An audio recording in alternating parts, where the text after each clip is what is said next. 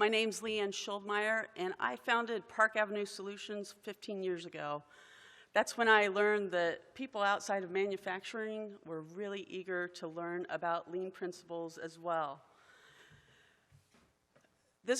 So I've been practicing kata for about 6 years now. This is my third KataCon. Last year, Mike actually pulled me aside and introduced me to Deondra. And it turns out he's a really good matchmaker.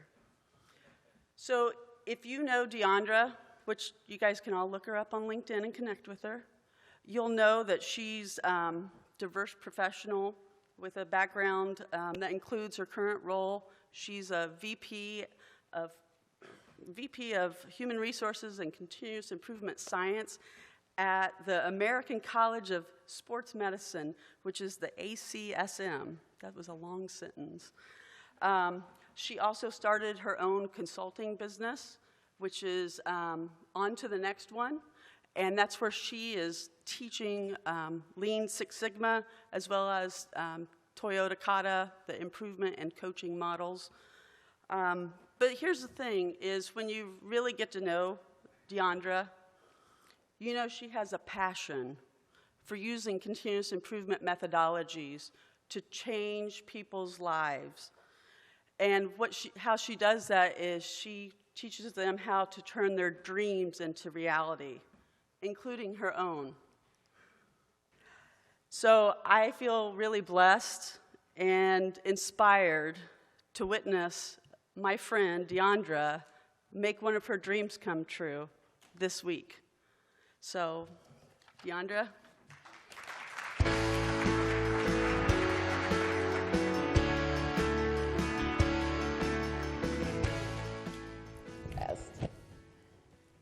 Okay.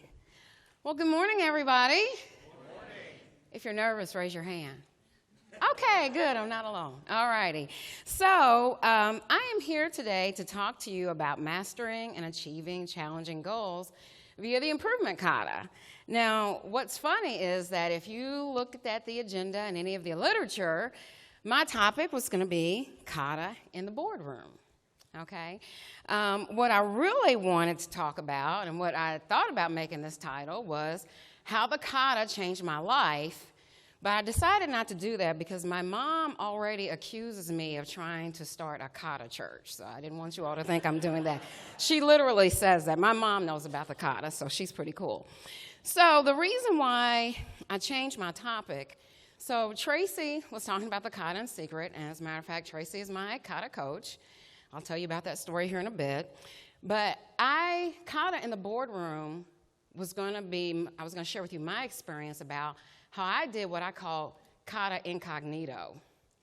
And I took kata in the classroom and I revamped it and did kata in the boardroom to teach our senior executive leaders kata. But Tracy's already talked about that. So then, Melissa, who's coming after me, will be talking about developing people via the kata. So I thought, what a perfect segue, because my journey has gone from focusing on kata in secret to developing people. Okay, so I'm queuing you up, Melissa. All righty.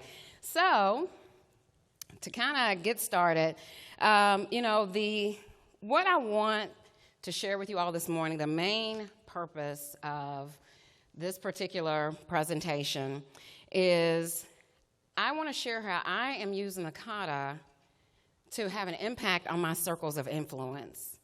And I am using the kata because, for one, it's changed my life, and I want to use it to change the lives of others. And my circle of influence is pretty big.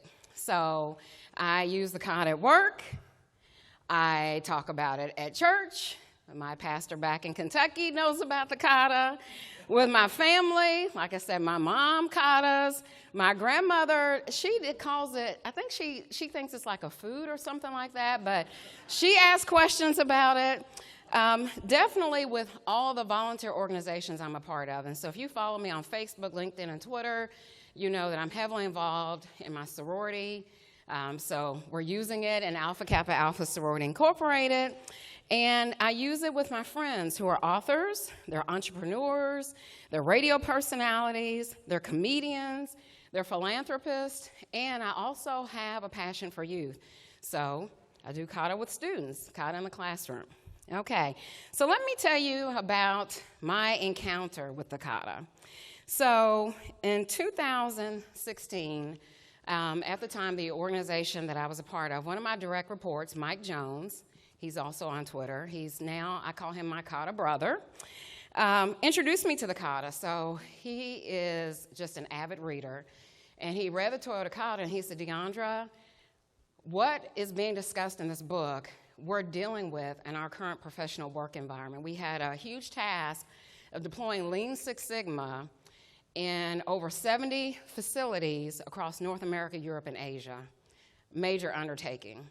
And he said that, the kata can do for us what we need. So I read the book, couldn't put it down. It was a page turner. Okay. Then after that, I took the online improvement kata and coaching kata courses. Then I found out that KataCon was coming up. And my boss at the time was very gracious, and he knows that when I have a passion about something, whether he understood it or not, he bought in and he signed the approval rec for me to go to KataCon. The rest is history. So what you see here is I got a chance to meet Mike Rother. I was the biggest fangirl when he came there. I was like, it's Mike Rother. It's Mike Rother. I'm going to get him to sign my book. So Mike, I hope I didn't, attack you too bad and ask you for the selfies and things like that. And then I got there early. I was so excited. I sat down. Tracy and I were going over this story a few minutes ago that there was an open seat. Tracy happened to sit next to me. And as the presenter was talking, one of the things he talked about is that how everyone should have a coach and be a coach. So I just turned to Tracy and said, hey, will you be my coach? She said, yeah, sure. I mean, we barely even knew each other's full names. The rest is history. Not only is Tracy a very dear friend, kata coach, she's a mentor, and she's my sister. And so a lot of what I went through with the kata incognito and some of the other experiences, Tracy has coached me through all of that. Complimentary. So that means some more to me than you realize. So anyway, okay, Deondra, get to the point. Okay, I'm getting to the point. All right. So a lot of the focus initially it was on the start of kata. And so I had great success, and I started out, I became a learner. Tracy coached me. I started coaching my team. And what the starter kata did for me, it made me a better leader because I began to realize, well, Deondra, you don't have to have all the answers. It's okay to say, I don't know.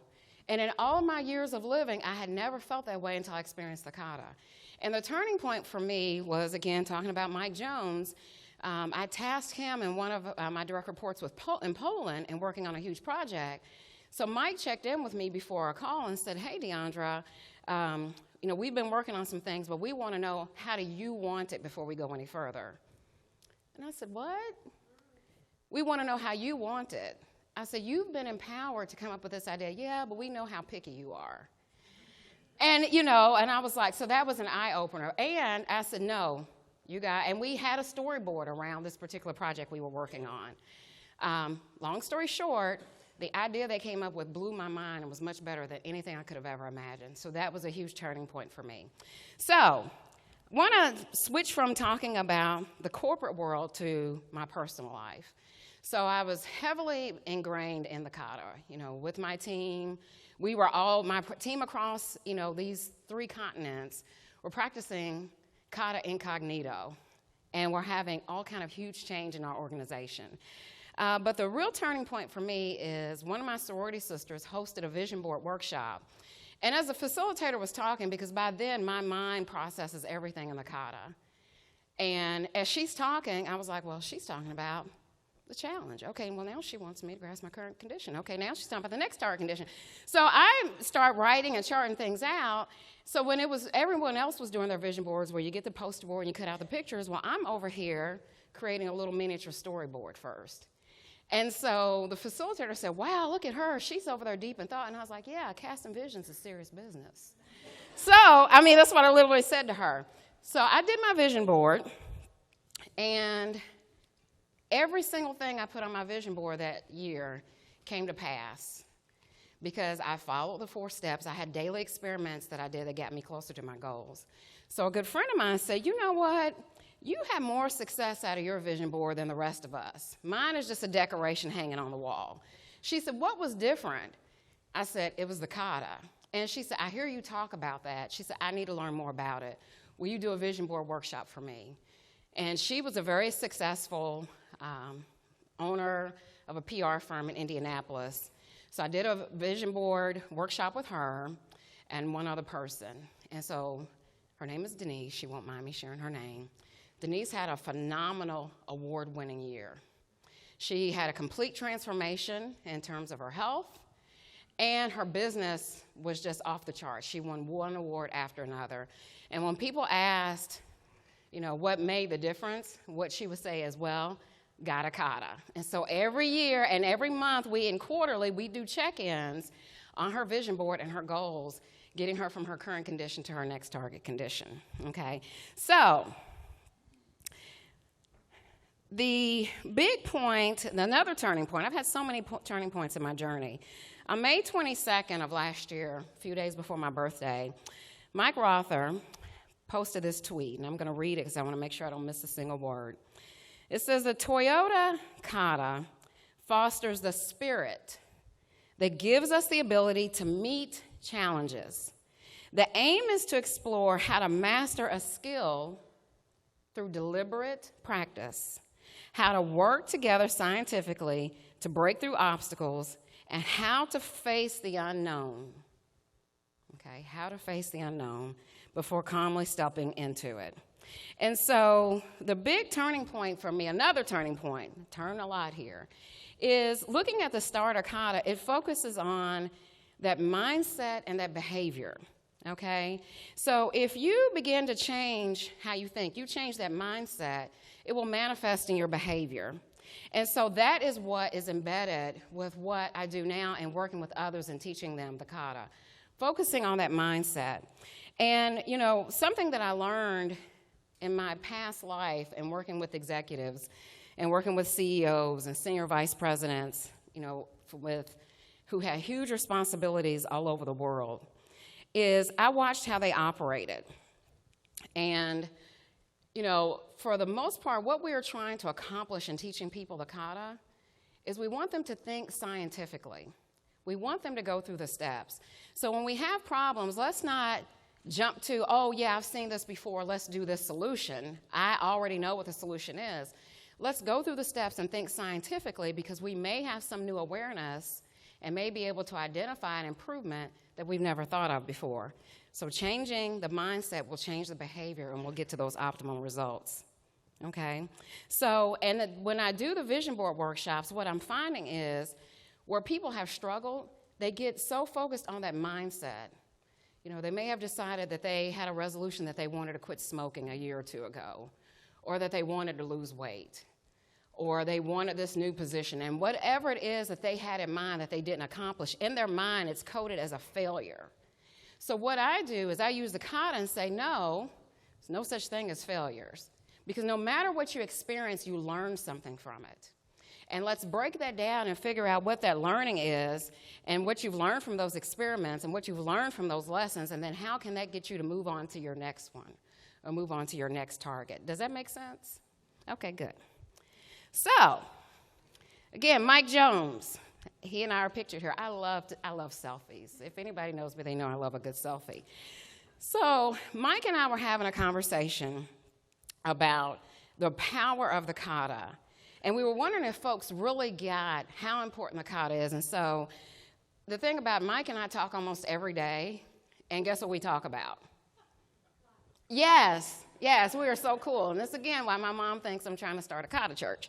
But anyway, so one of the things that we were talking about, and it's funny, so Mike is pictured here. He, like I say, he used to be one of my direct reports. We now work for different companies. We still keep in contact. We coach one another.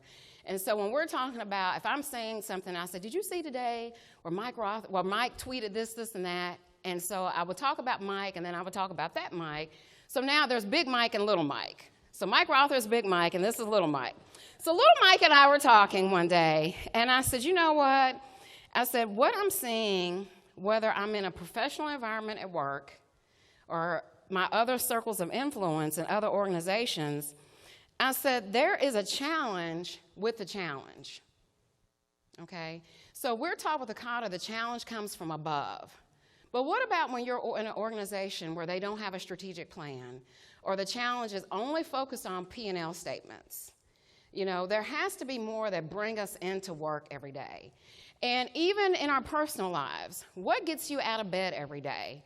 So as we began to talk about how that challenge is being the challenge, we broke down that challenge into kind of 3 steps and looking at connecting people to their purpose and their vision.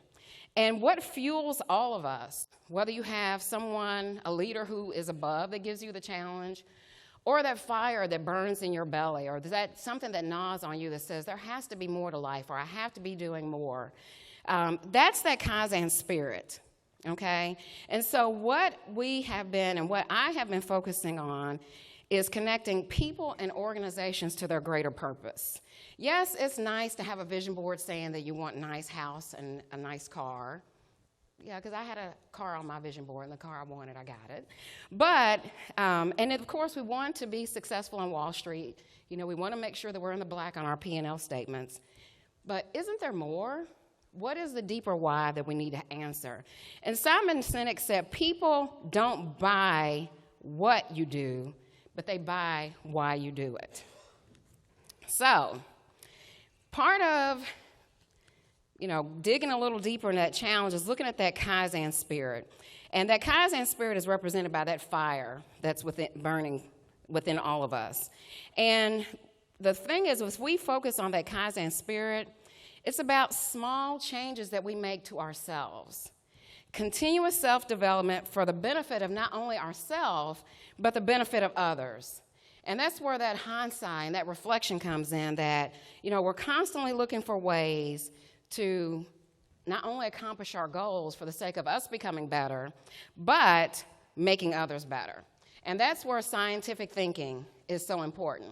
So when I do these vision boards, one of the things I focus on in connecting people, I ask them the question. So people always want to know what's in it for me, but let's make that question a little bigger. Wouldn't it be great if? Have you heard that question somewhere before? Yes, okay. So that's how I start out in connecting people to their purpose and vision.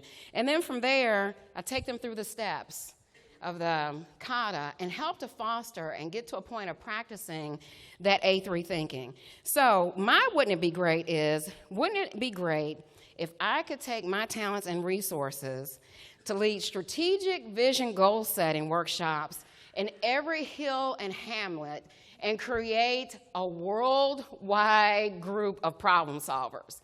That's pretty big, isn't it? That's a huge, wouldn't it be great? But that is my purpose and vision. But where am I starting? So in my sorority, we have 300,000 members representing 1,021 chapters in 10 regions across 9 countries. That's still big. Boil it down a little bit more. In my chapter, there are 500 and some odd members. Boil that down a little bit more. I'm working with our executive committee. 31 members on our executive committee who are officers, okay? And I did vision board workshops in my chapter. And as a result of that, I'm doing vision, and those people in my chapter are connected through people throughout the community. So I'm starting in my immediate circle of influence and creating those problem solvers. And of course, I do it at work too. So I have maybe how many minutes left? 2, 3, okay. So the whole thing is about getting people unstuck, getting them to embrace the unknown. So working with these thought leaders and these people who are in positions of power and influence, no matter where you are, you always reach a point where you're at that threshold of knowledge, where you're in an uncomfortable zone of the unknown. And so what I help people to do is to redefine those levels of uncomfort, what Mike talked about in that tweet, of calmly stepping into the practice, calmly stepping into the unknown. And how do you do that? You redefine your obstacles. There was a quote by Helen Keller that says, you will find a joy in overcoming your obstacles. Okay, one of my coaches, Dr. Kevin Wayne Cosby, who is the president of Simmons College in Kentucky, he defines fear as false evidence appearing real. So as we're going through these vision board workshops and we're going through the 4 steps of the kata, things that are obstacles are really not there to hold us back, but to propel us forward. So what is the outcome? These are just a few pictures of the success stories. So on my far right, Tammy Winfrey Harris, one of the persons, that's her vision board. The Post-it notes represent the challenge, the current condition, and her target condition, and the experiment she's running. If you're interested in what all that means, we can talk about that later. The picture on the top is a vision board workshop I did with the executive leadership team in Alpha Kappa Alpha.